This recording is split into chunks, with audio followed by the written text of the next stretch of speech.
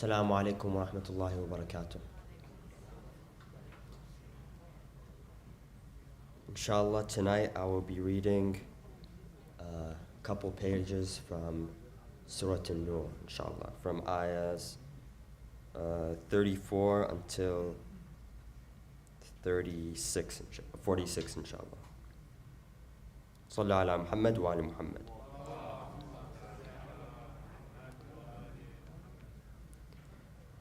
أعوذ بالله من الشيطان الرجيم. بسم الله الرحمن الرحيم. ولقد أنزلنا إليكم آيات مبينات ولقد أنزلنا إليكم آيات مبينات ومثلا من الذين خلوا من قبلكم وموعظة للمتقين. الله نور السماوات والأرض، مثل نوره كمشكاة فيها مصباح، المصباح في زجاجة، الزجاجة كأنها كوكب دري يوقد من شجرة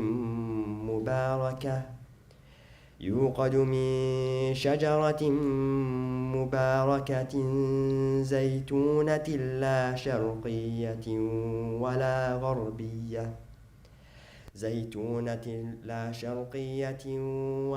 غربية يكاد زيتها يضيء ولو لم تمسسه نور على نور، يهدي الله لنوره من يشاء ويضرب الله الأمثال للناس والله بكل شيء عليم. في بيوت أذن الله أن ترفع ويذكر فيها اسمه يسبح له فيها بالغدو والآصال، رجال لا تلهيهم تجارة ولا بيع عن ذكر الله وإقام الصلاة وإيتاء الزكاة يخافون يوما تتقلب فيه القلوب والأبصار، ليجزيهم الله أحسن ما عملوا ويزيدهم من فضله، والله يرزق من يشاء بغير حساب. والذين كفروا أعمالهم كسراب بقيعة يحسبه الظمآن ماء حتى إذا جاءه لم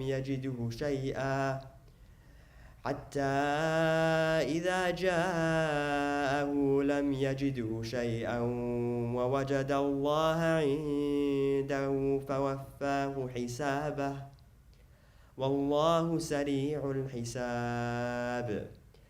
أو كظلمات في بحر لجي يغشاه موج من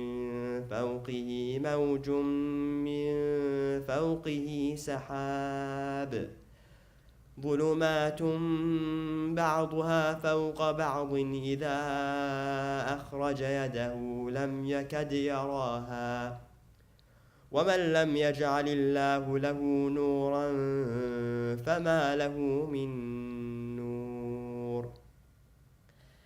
ألم تر أن الله يسبح له من في السماوات والأرض والطير صافات،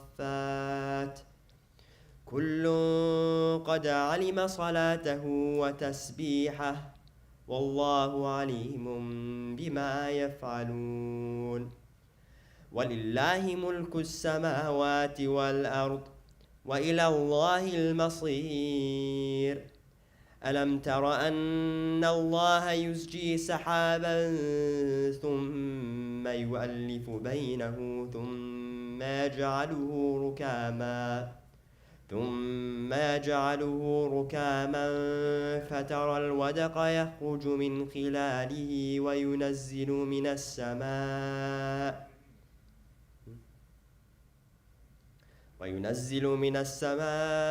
من جبال فيها من برد فيصيب به من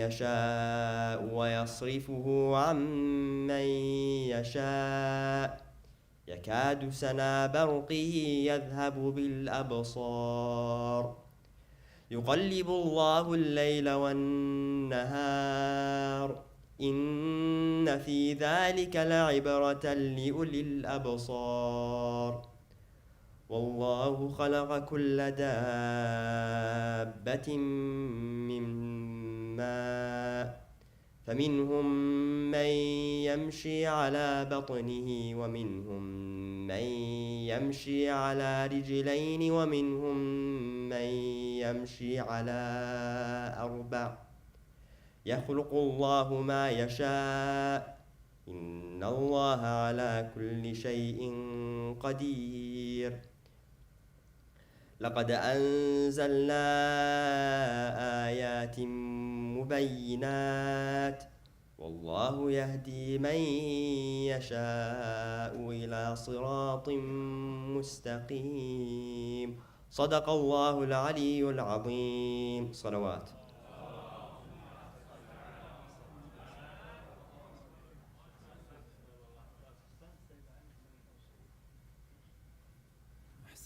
Dear Ali, may Allah bless you and protect you, inshallah. Assalamu alaikum wa rahmatullahi wa barakatuh.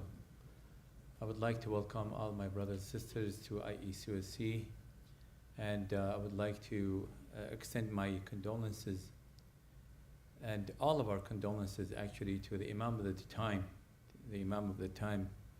Hujjat ibn al-Hasan al-Askari, Ajjalallahu ta'ala farajahu al-Sharif, for the anniversary of martyrdom of his great-grandfather, Imam Sajjad alayhi salam, and of course my condolences to all of you in this very sad day of passing or the martyrdom of Imam Sajjad, the fourth Imam of Shia of Ahl al-Bayt. A couple announcements for tomorrow.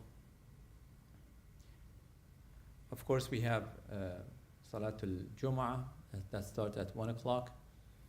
Day after tomorrow, we have a Quran discussion, and our honorable brother Sayyid Hussein Al-Qazwini is going to be here, inshallah, for the youth. It's pretty much Saturday, Saturday, day after tomorrow. Saturday, day after tomorrow, yes, after the Friday, yes. And inshallah we'll be discussing, and it's going to start at 8 p.m. as it was mentioned. And for the ladies program, remembering the Imam Sajjad alayhi salam, we have on Sunday at 3 p.m. this coming Sunday. So 3 days from today, for the ladies, there's a program here. Inshallah, we would love to see the youth day after tomorrow on Saturday, and inshallah the ladies, of course, only ladies for the Sunday program. And let's go ahead and invite Samahat al-Sayyid Mustafa Al-Qazwini to the podium with Allah's salawat.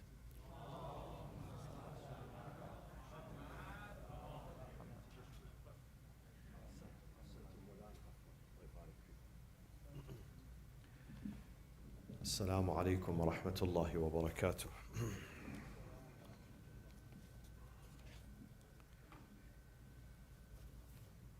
بسم الله الرحمن الرحيم الحمد لله رب العالمين والصلاة والسلام على أنبياء الله جميعا وعلى سيدهم وخاتمهم حبيب إله العالمين أبي القاسم المصطفى محمد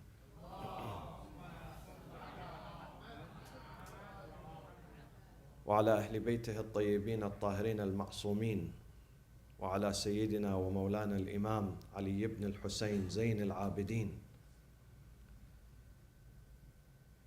قال تعالى في كتابه الكريم: أعوذ بالله من الشيطان الرجيم، بسم الله الرحمن الرحيم: في بيوت أذن الله أن ترفع ويذكر فيها اسمه يسبح له فيها بالغدو والآصال رجال لا تلهيهم تجارة ولا بيع عن ذكر الله وإقام الصلاة وإيتاء الزكاة يخافون يوما تتقلب فيه القلوب والأبصار. صدق الله العلي العظيم.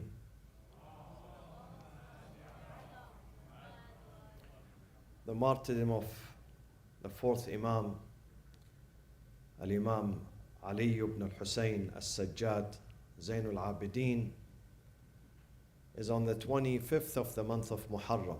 He died in the city of Al-Madinah al-Munawwara and was buried in Baqi', and was born, historians, some of them say year 36, during the Khilafah of Amir al-Mu'mineen, his grandfather, Imam Ali, alayhi salam. He was born in Medina, or year 38. And he lived, if he was born 36, then he lived for only 56 years. If he was born 38, he lived for 56 years. If he's born 36, he lived for 58 years, the same age as his father, Imam Hussein alayhi salatu wassalam. His imamah lasted for 34 years, from the moment his father, Imam Hussein, was martyred on the day of Ashura. The leadership, the khilafah, the imamah of his son, Imam Zain al-Abideen, started from that day. And he had a huge responsibility, huge duty.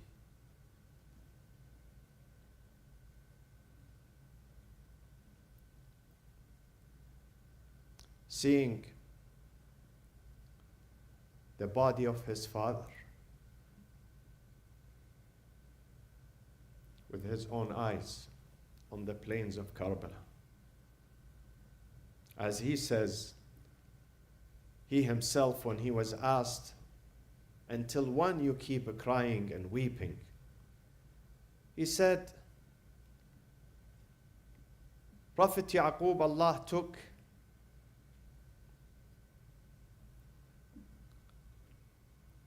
one son from him, and he didn't die. That son did not die. God kept him away from his father for 40 years.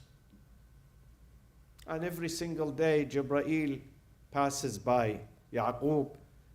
Yaqub asks him, is my son alive? He says, yes, he's alive. He's alive. He's not dead. But Quran says about the father who was away, separated from his son for 40 years, he says, وَبْيَضَّتْ عَيْنَاهُ مِنَ الْحُزْنِ فَهُوَ كَظِيمٌ. Out of sorrow and sadness, he lost his eyesight. The father lost, literally he became blind. And I saw my father, Hussein. And 17 of my brothers and my immediate family being decapitated on the plains of Karbala with my own eyes. How do you expect me to stop my tears and my sorrow? And of course, Imam Zain al-Abideen, he's patient. He's very patient. They teach us patience. But his tears were also a declaration against tyranny and dictatorship. A statement, powerful political statement against the political establishment of that time. He wanted to keep reminding the people of the Ummah, of the Muslim community in Medina and around Medina, that the grandson of the Prophet, the most beloved child by the Prophet, Hussein alayhi salam, was murdered by his ummah, by his community. People who stood for prayers on the day of Ashura. Before launching their attack against Imam Hussein and his family and his kids, they lined up for prayers. Umar ibn Sa'd led his army into Salatul Dhuhr, and immediately after the noon prayers, they launched their aggression, their attack, their assault against the camp of the grandson of Rasulullah. Can you see this irony? What sort of Islam is this? What sort of Islam? What sort of ummah and followers of the Prophet who knew among them were companions? Among them at that time were companions who saw the Prophet saying, Al-Hasan wal-Husayn rayhanataya min hadhihi dunya. Those two kids are my favorite of this entire dunya. I have nothing material in this dunya. The only thing I have are those Hassan and Hussein, because they're going to continue my message. They continue defending Islam. There were companions who heard the Prophet and they saw him, and yet they were ready to stand against Hussein and murder him in that very brutal way. Imam Zain Alabedeen says, when he was in Damascus, one of his followers by the name of Minhal, he said to him, Minhal, أصبحت العرب تفتخر على العجم بأن محمدا منها. The Arab community, they brag before the non-Arabs that Muhammad, the messenger of Islam, is an Arab.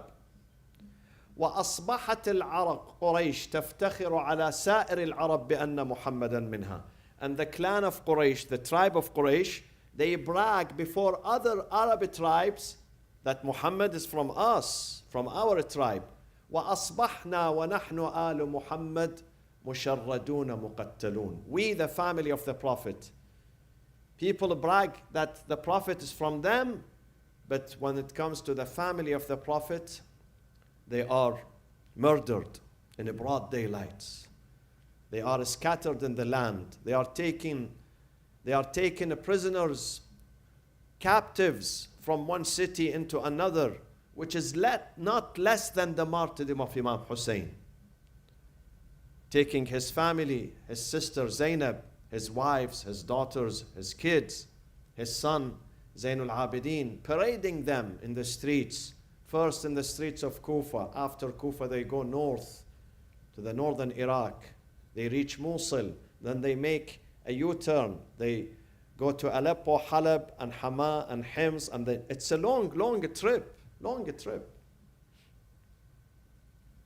On Monday, beginning of Safar, the first day of Safar on Monday, the caravan of Imam Hussein reaches Damascus. After 20 days, after 3 weeks.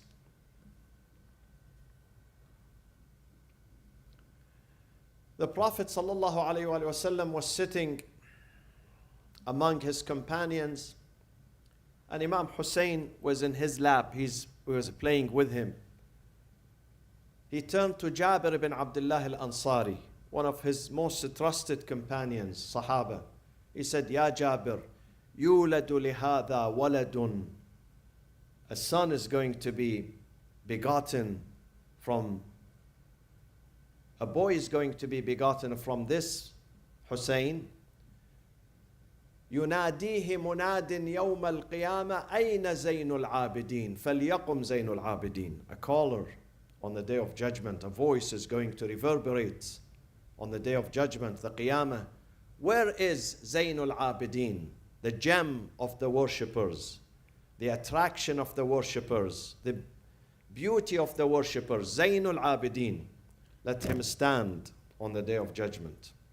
So the name Zainul Abidin was given to Imam Sajjad before his birth, before he came into this life, by his grandfather Rasulullah sallallahu alayhi wa sallam.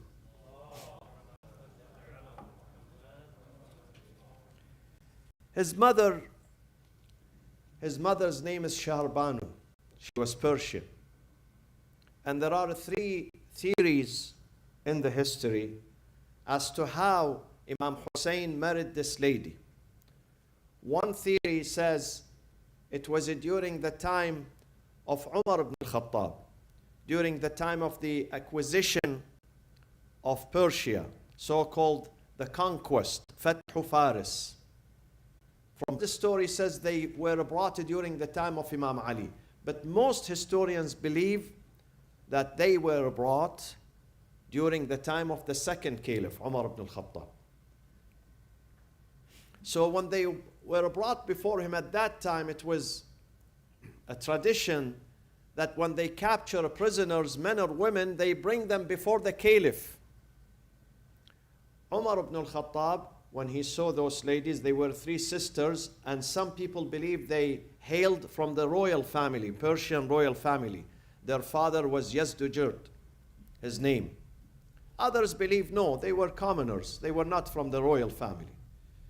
So Umar ibn al-Khattab decided to sell them in the market because they are slaves. Imam Ali was sitting there. He said, no, Ya Umar. Inna banat al-muluki la tuba'. The daughters of the royal family, they were dignified during their father's time. This is royal family. You cannot sell them in the market. He said, then what do we do with them? He says, you free them. Give them freedom. So at the suggestion of Amir al-Mu'mineen, alayhi salatu wassalam, the caliph, the second caliph, set them free. When he set them free, they decided to marry them immediately. Imam Hussein proposed for Shahrbanu, and he married her. And in fact, she told him that I saw you in my dream.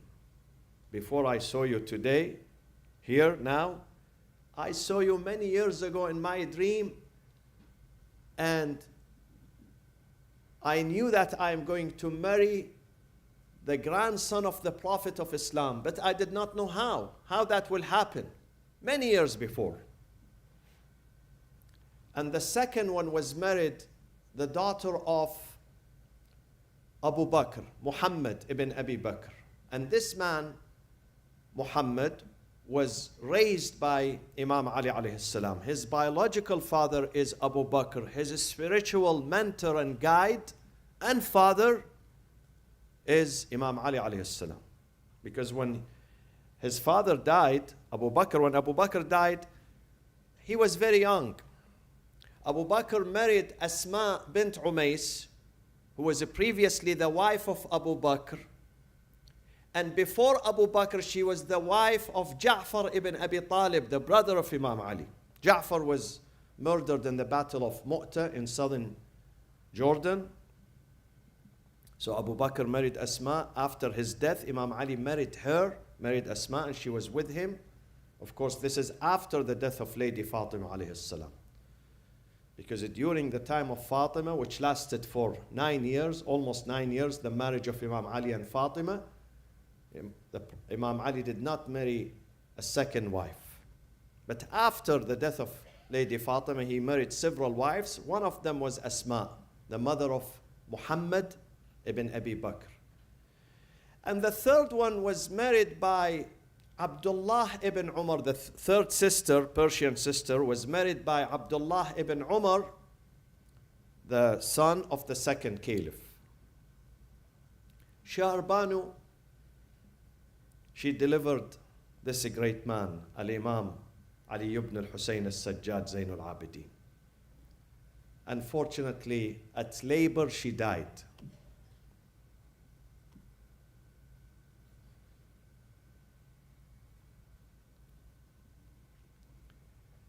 So,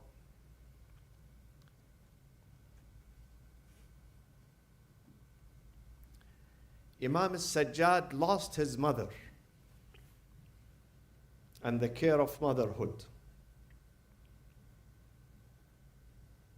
And that is not easy.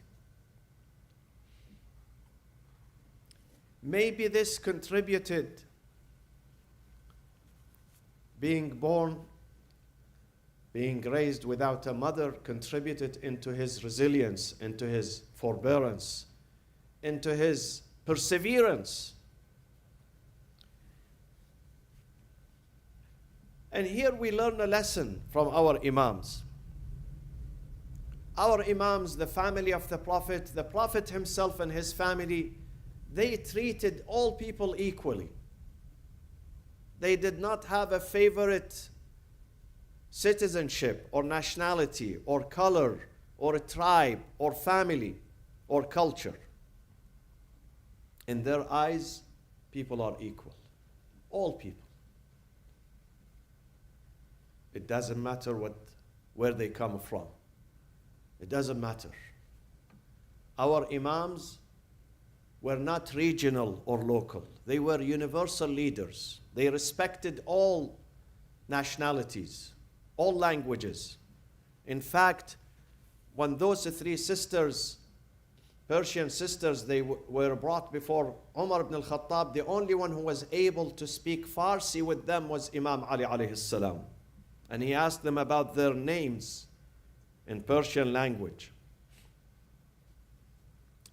The other wives of other Imams, our Imams, some of them, they come from southern Spain. Some of the wives of our Imams from southern Spain. Some of them are from North Africa, the Morocco area, Algeria area. Some of them are from Central Africa, Biladun Nawba, which is between Egypt and Sudan. That region is called Biladun Nawba. So the mother of our Imams were universal, from the greater family of mankind. يا أيها الناس إنا خلقناكم من ذكر وأنثى وجعلناكم شعوبا وقبائل. This is the beauty of Ahlul Bayt. They were universal. They respected every culture. As long as those people have Iman, they have faith and connection with God, they are the favorite people of God. In Islam, we do not have favorite race or color. We don't have favorite race. The favorite person to God, according to chapter 49, Surah Al-Hujurat, إِنَّ أَكْرَمَكُمْ عِنْدَ اللَّهِ أَتْقَاكُمْ. The closer you are to God, the more favorite you are in His eyes. God does not look at your name, your color, who was your father, who was your mother, where did you born, when did you born, which family. He doesn't care about your last name. This is why on the Day of Judgment, my friends, we are not going to be called by Mr. Qazwini, Mr. No last name. No last name. They call you by your name and your mother's name. So prepare yourself to hear that. Now rehearse it. Always keep telling yourself, this is my name and this is my mother's name. No family name, because family doesn't care at that time. God is going to judge you not according to your family's status, who your family is. He doesn't care who your father is. You don't see your father. On the Day of Judgment, we don't see our parents. We don't. يَوْمَ يَفِرُّ الْمَرْءُ مِنْ أَخِيهِ وَأُمِّهِ وَأَبِيهِ وَصَاحِبَتِهِ وَبَنِيهِ. On such a day, the Day of Judgment, out of fear and apprehension, out of anxiety, people are going to run away from their wives, their kids, their parents, their sisters, their neighbors, their friends. We are standing alone. You look left and right, you don't recognize people. Where is my ashira? Where is my tribe? Where are my friends? Where are they? You don't even find them. Alone. لَقَدْ جُئْتُمُونَا فُرَادًا كَمَا خَلَقْنَاكُمْ أَوَّلَ مَرَّةٍ. We return to God, singular, furada. Here we travel together. You may hold the hands of your kids when you board the plane. The family is seated together in the airplane and the train. There, no family. Each one is somewhere. After the judgment, those good are going to be reunited. After the judgment, when your judgment is done, you get your certificate, you pass, then you can see your spouse and your children and your parents.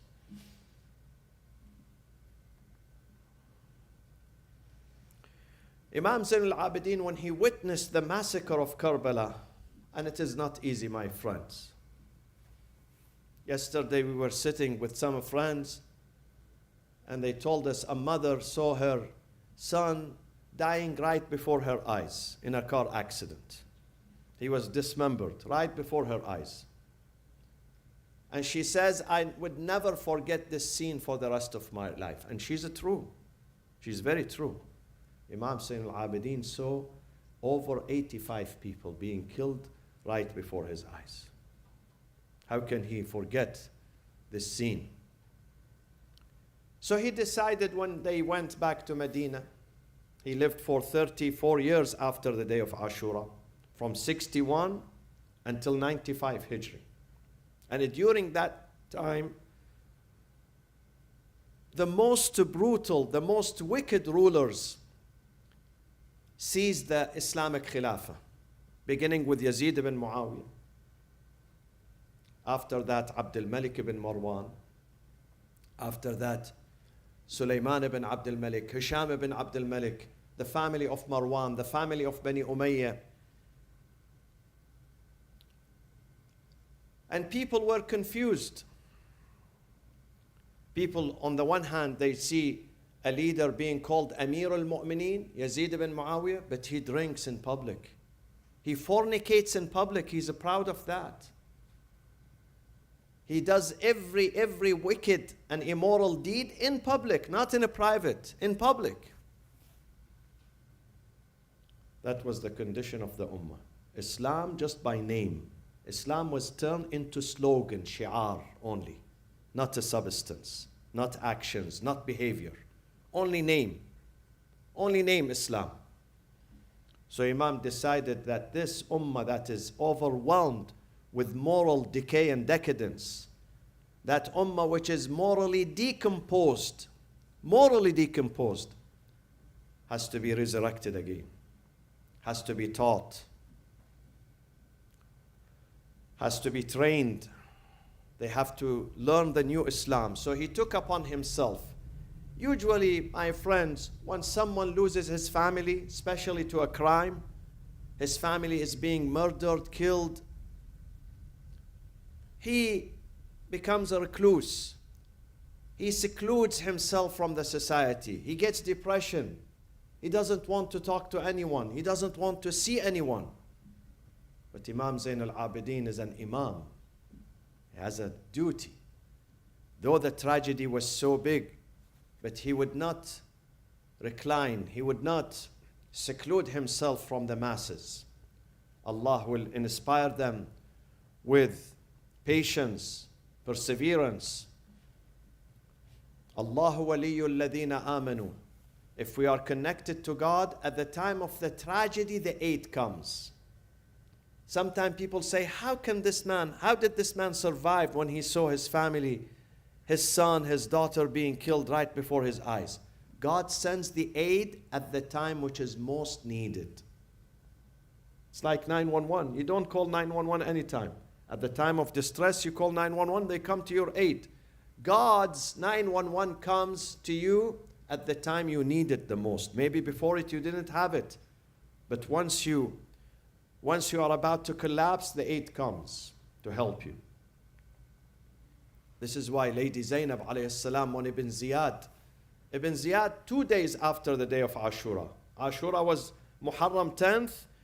When they went into the court of Ubaidullah ibn Ziyad in Kufa, between Karbala and Kufa, 80 kilometers.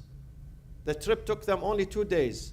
On the 12th of Muharram, they stood before Ibn Ziyad. He said to Lady Zainab, كيف رأيت صنع الله بأخيك الحسين?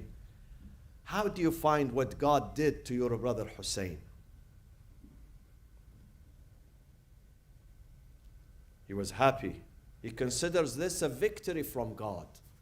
Lady Zainab, a lady, she's a lady, female. She had just lost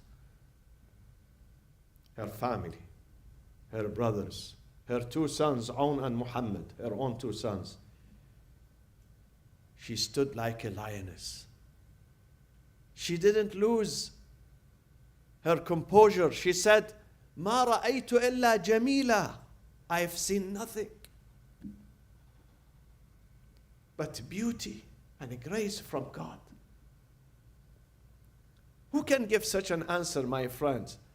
And Lady Zainab does not lie here. She doesn't exaggerate. She doesn't have to exaggerate.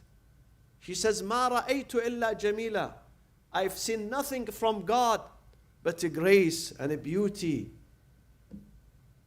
and a blessings. "Ma ra'aytu illa jamila." هؤلاء قوم. Those are people.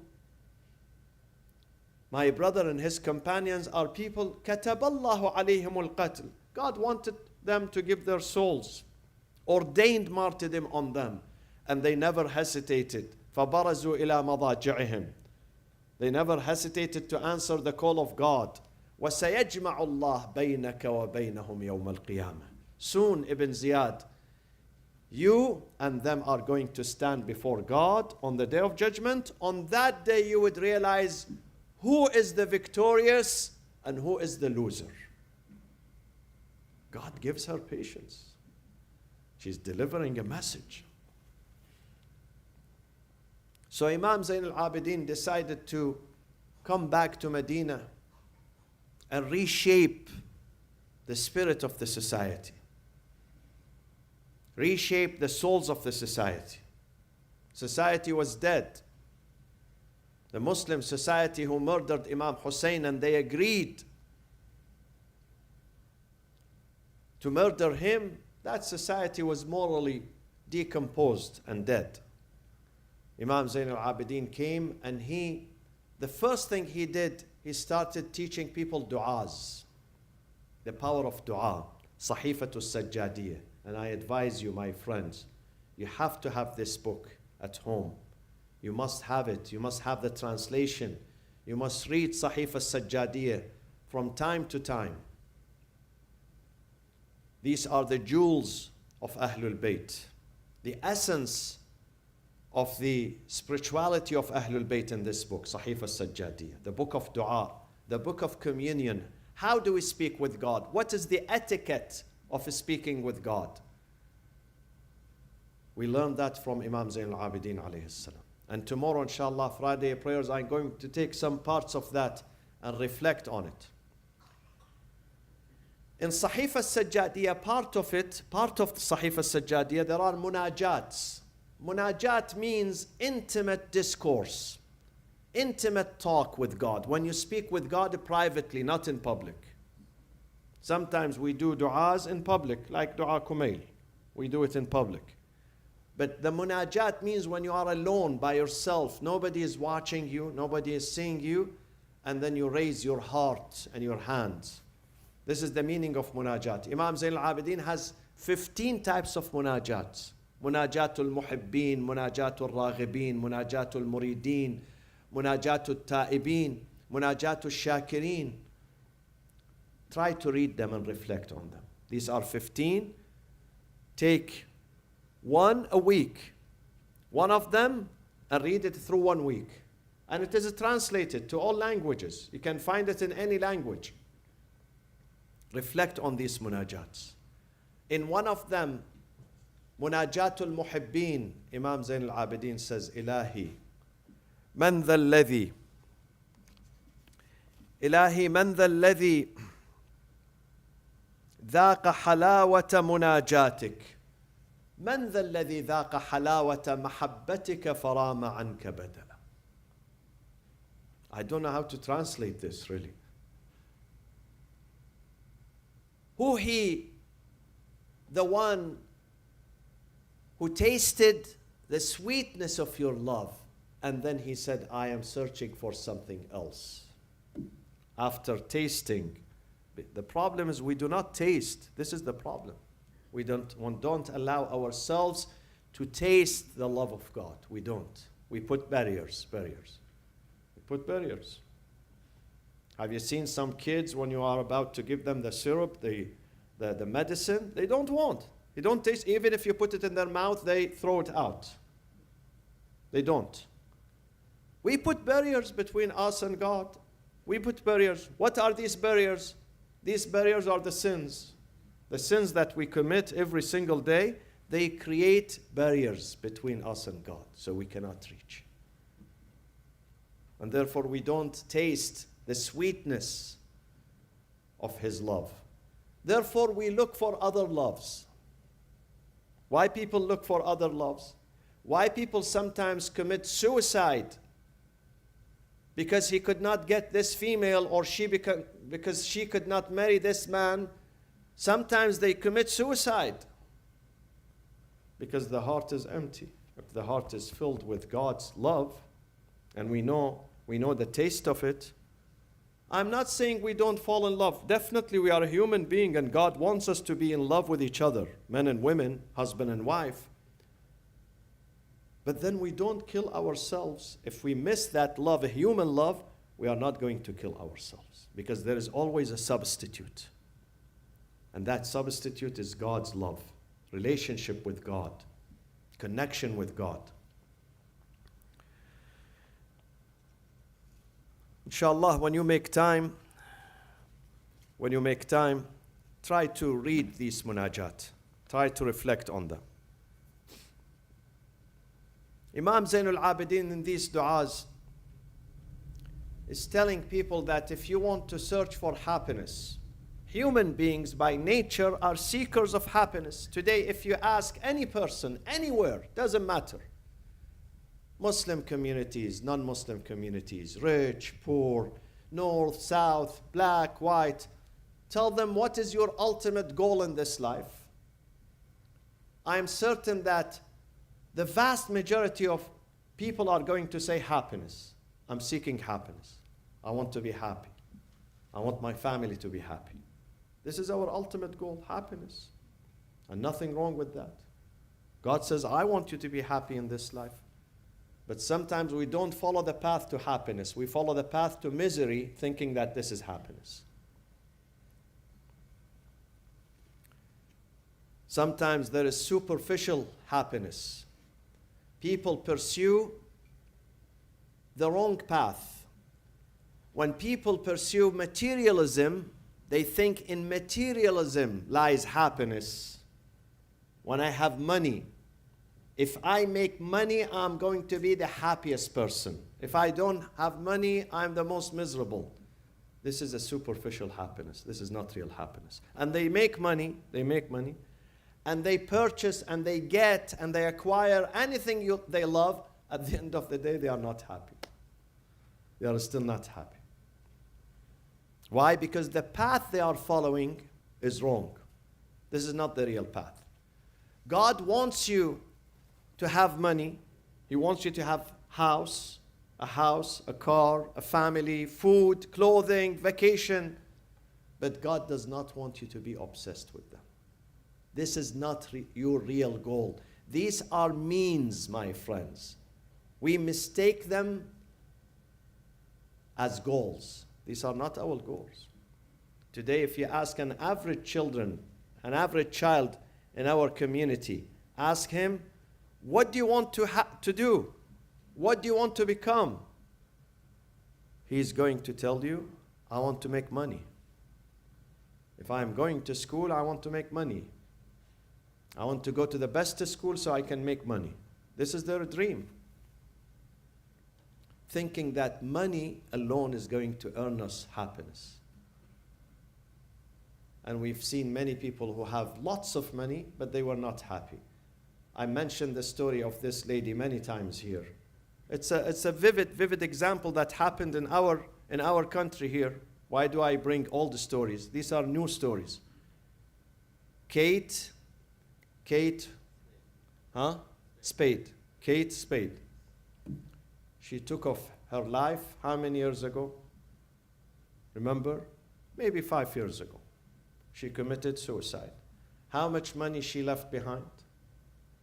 Do you know how much was her wealth when she committed suicide at the age of 45? Young. $2.4 billion. She wasn't short on money. Did she kill herself because she couldn't pay her rent, her bills? No. Something else is missing, my friends. Money is not going to fill the heart. Money, Imam Zain Alabedeen says, the more you think about money, the more you're going to feel poor and deficient and insufficient. The more. See what he says? Man asbaha wa amsa. This is Imam Zain Alabedeen. Man asbaha wa amsa wa hammuhu dunya. Someone who opens his eyes in the morning and goes back to his bed in the evening, and his or her only concern is dunya, how to make more money in this dunya. Shattatallahu amrahu. God is going to shatter his life for him. His life is going to be shattered. Shattatallahu amrah. Wa naza'a al-ghina min qalbih. God is not going to make him feel rich at all. Though he has money, he makes money, but inside the pocket is swollen with money, but the heart is empty. He still feels he doesn't have enough. He didn't make enough money. وَنَزَعَ الْغِنَى مِنْ قَلْبِهِ وَجَعَلَ الْفَقْرَ بَيْنَ عَيْنَيْهِ. He would instill the fear of poverty in his heart. Though he's making money and more money, but still he's in fear of poverty. This is the one who puts dunya before akhirah. And then he says, وَمَنْ أَصْبَحَ وَأَمْسَى وَالْآخِرَةُ هَمِّهِ. If he wakes up in the morning and goes back night, his only concern, how can I make it successful to the akhirah? God has given me, alhamdulillah, I can survive. There are people who have no homes, no food, no families, no shelter, no clothing. I have what I need, I have.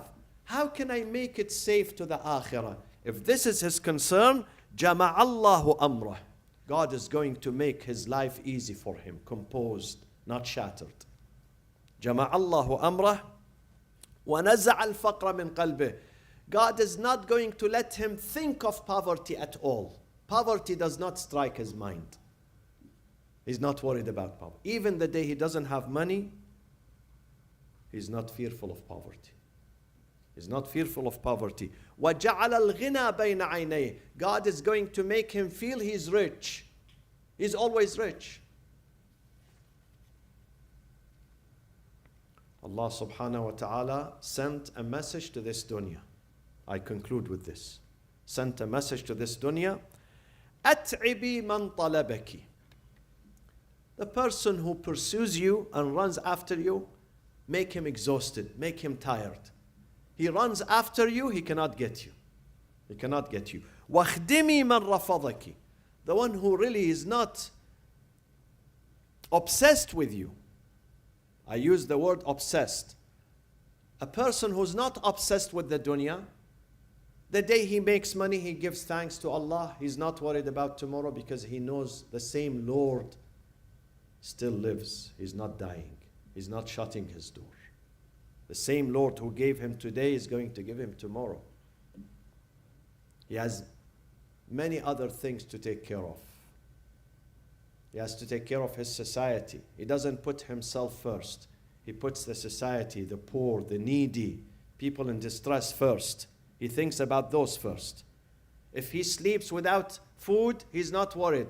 But if he knows there is in his neighborhood, there are orphans, there are homeless who are sleeping without food, he becomes worried about them. That person, God says to the dunya, serve him. You chase him. He's not chasing the dunya. The dunya is going to run after him. God is going to send him. This is a promise in this book. وَيَرْزُقْهُ مِنْ حَيْثُ لَا يَحْتَسِبُ. God is going to bestow sustenance, provision of him from places that never crossed his mind. Never crossed his mind. I've seen this example in my life. Never crossed your mind, someone brings you a gift.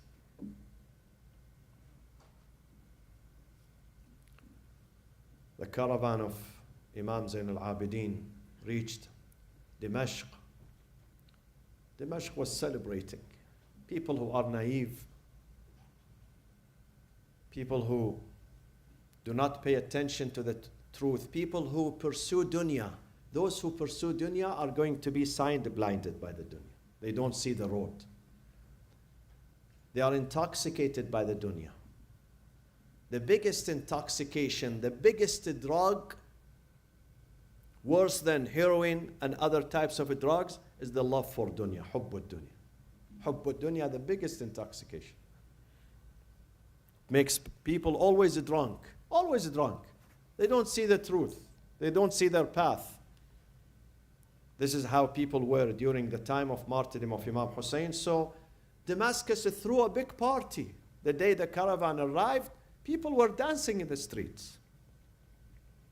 One of the companions of the Prophet happened to be there doing business in Damascus, Sahl ibn Sa'd. He said, I came and I saw people celebrating. I said, هل لأهل الشام عيدا لا نعرفه? Is there any Eid? I know Eid al-Fitr, Eid al-Adha. But today is neither Fitr nor Adha. Why people are celebrating? So I went to a group of people. They looked sad. Among all those who are celebrating, group of people who look sad. I went to them, I said, do you have a celebration today? What is it? They said, Ya Sahel, ma a'jabaka as-sama' la tamtaru dama.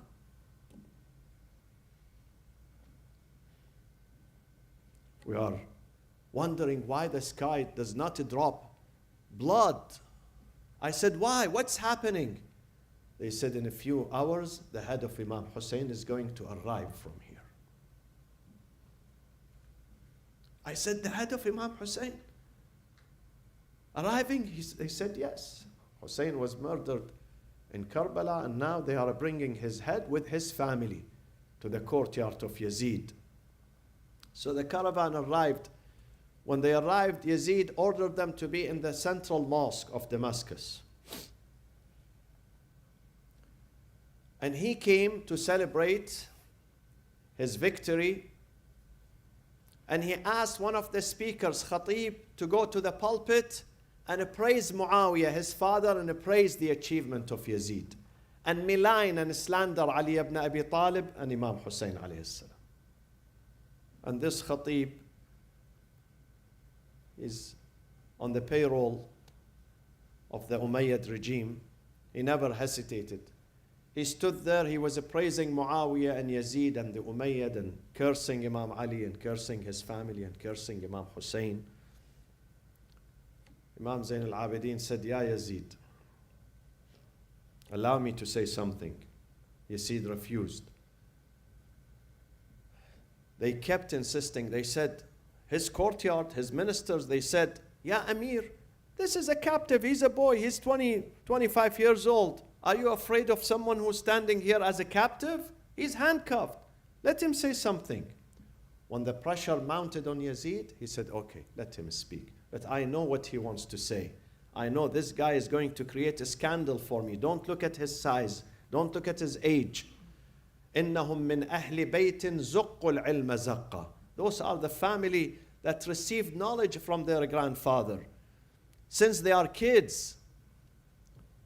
So first, Imam Zain al-Abidin said to this Khatib, the hypocrite Khatib, he said, لَقَدْ اشْتَرَيْتَ مَرْضَاةَ الْمَخْلُوقِ بِسَخَطِ الْخَالِقِ فَتَبَوَّأْ مَقْعَدَكَ مِنَ النَّارِ. You came, you stood on this pulpit, you traded the satisfaction, the pleasure of the creature for the wrath of God. You made God angry, so you make Yazid happy. Reserve your spot in Jahannam. And then Imam Zain al-Abidin started introducing himself. أيها الناس أوتينا ستا وفضلنا أعطينا ستا وفضلنا بسبع. We have been given 6 gifts from God, the family of the Prophet. أوتينا العلم. We have been given the ilm, والحلم, forgiveness, والسماحة, the tolerance, the forbearance, والفصاحة, the eloquence, والشجاعة, the bravery, والمحبة في قلوب المؤمنين. God has planted our love in the heart of the people who are pure. Look at your heart now. How much you love Ahl al-Bayt. Someone came to Imam al-Sadiq. He said to him, I'm poor. I need money. Imam al-Sadiq said to him, do not say I am poor.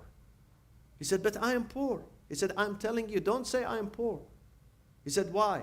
He said, okay, if I give you 2 million dinar today and ask you to sell the love of Ali ibn Abi Talib, sell it to me, would you sell it? He said, no. Imam al-Sadiq said, you are a millionaire then. You are refusing to get 2 million dinar So you don't sell me the love for Ahlul Bayt. You are rich. Say, I have some needs. Don't say, I am poor.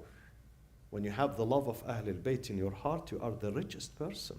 This is the real richness. Imagine God gives you the entire wealth, but He takes the love of Muhammad and Al Muhammad from your heart. Is this life worth it? How longer we want to live in this life? How many more years? How many more years? Another 50 years? Another 60 years? And after that, what? We don't die? We have the richest and the most important asset and capital, and that is the love for Muhammad wa Al Muhammad. You have to cherish this. You have to feel proud of it, always. Proud of this love for the Prophet and his family. وَفُضِّلْنَا, and God favored us, the family of the Prophet. بِأَنَّ مِنَّا, He selected بِأَنَّ مِنَّا النَّبِيَّ الْمُخْتَارِ, from our family is the Prophet. وَمِنَّا الصِّدِّيقِ, الصِّدِّيقِ is Ali ibn Abi Talib. وَمِنَّا الطَّيَّارِ, Ja'far al-Tayyar, his brother. ومنا حمزة أسد الله وأسد رسوله, حمزة بن عبد المطلب. ومنا سيدة نساء العالمين, the mistress of the ladies of mankind from our household, Fatima عليه السلام. ومنا سبطة هذه الأمة, the grandson of the Prophet, Hassan and Hussein. ومنا مهدي هذه الأمة, Imam al-Mahdi is from this family. أيها الناس من عرفني فقد عرفني وَمَنْ لَمْ يَعْرِفْنِي أَنْبَأْتُهُ بِحَسَبِي وَنَسَبِي. If you have recognized me, then you've done. If not, I'm going to introduce myself. Many people did not recognize him. Many people, they do not know who the speaker is. Because Yazid said those are Kharijites, non-Muslims. Non-Muslims. أيها الناس أنا ابن مكة ومنى أنا ابن زمزم والصفا أنا ابن من حمل الركن بأطراف الرداء أنا ابن من خير من طاف وسعى أنا ابن خير من حج ولبى أنا ابن من حمل على البراق في الهوى أنا ابن من أسري به من المسجد الحرام إلى المسجد الأقصى أنا ابن من دنا فتدلى فكان قاب قوسين أو أدنى أنا ابن من صلى بملائكة السماء مثنى مثنى.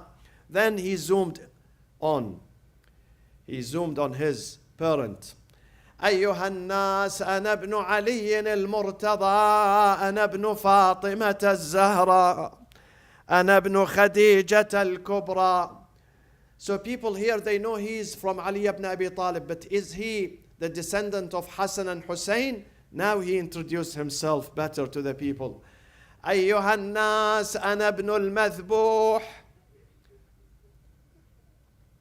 أنا ابن المذبوح بكربلاء أنا ابن العطشان حتى قضى. My father died. He was murdered when he was thirsty.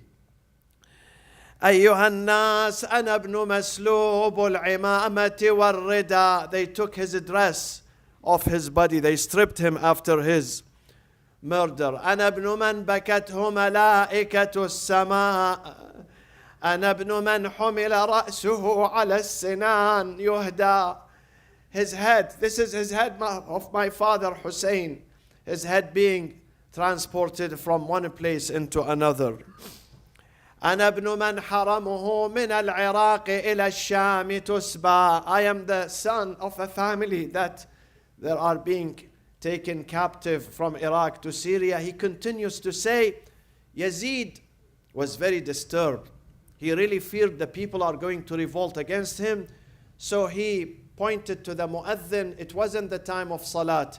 He pointed to the mu'adhin to go and raise the adhan.